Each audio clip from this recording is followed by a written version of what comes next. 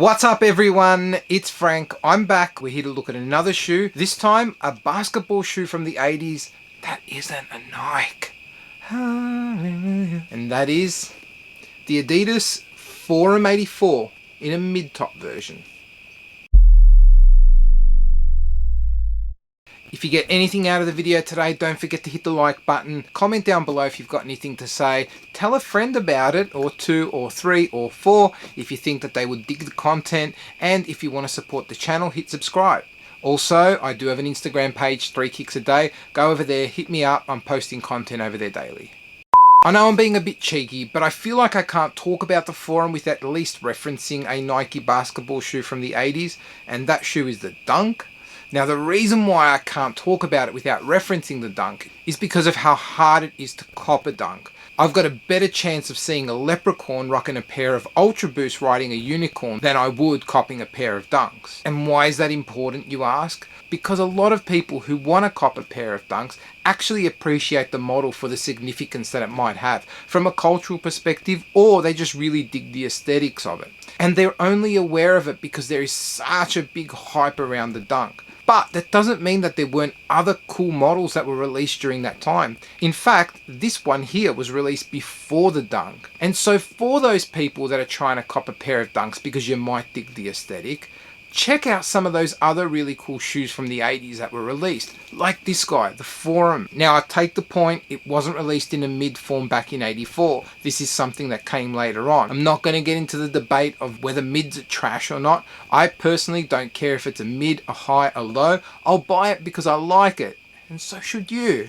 Buy them because you like them. Don't worry about what other people are saying. Back to the Forum. It wasn't a revolutionary shoe when it was released, but it was the evolution of a really strong line of Adidas basketball shoes. There was the shell toes, which we now know as the Superstars. Then there was the Top 10 released in 79. And then this guy. This was a premium leather basketball shoe.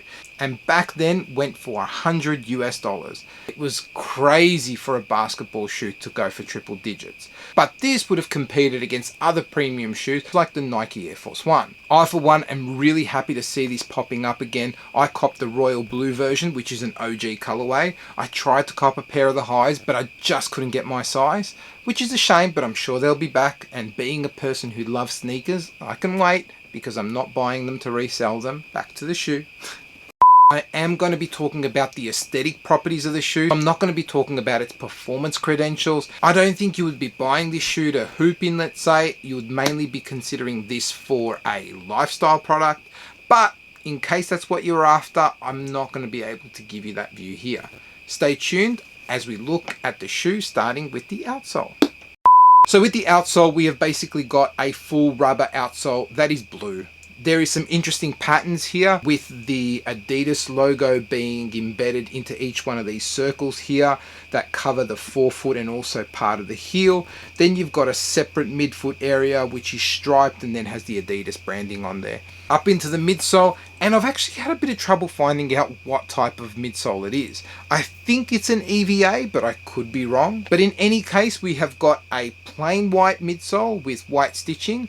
Turning it around, we do have a bit of an interesting detail here, something that was iconic to the shoe at the time, and that's this nylon web netting in the middle part of the midsole. Up into the upper, and the first thing that we'll get to is this external molded heel counter. This was a big deal at the time. In this particular colorway, it is royal blue, and I think it's a really nice contrast to the midsole being white before we get into the bulk of the upper, which is also in leather. All of the upper is done in leather. In this particular colorway, it's all done in white, with the 3 Adidas stripes being blue. Heel collar and back tab are done in a royal blue. Branding on the lateral side is also in a royal blue, and we have the iconic X on that side of the shoe as well. Hopefully you can see that. Just that X there. Cool. Also got the ankle strap done in a white leather with the Adidas logo there being done in white on a royal blue backing. We've got a white nylon tongue with a blue backing. On top of the tongue is almost like a thick pull tab that is blue with the Adidas branding done in white. And then we've got white laces that finish off the package. One point to note on the forums is that they are very much like an Air Force One in terms of sizing. I would recommend sizing down half a size if you can. But if you're really concerned, maybe head into a store and try them on if a retailer near you does stock them. Let's take a look at how they look on feet.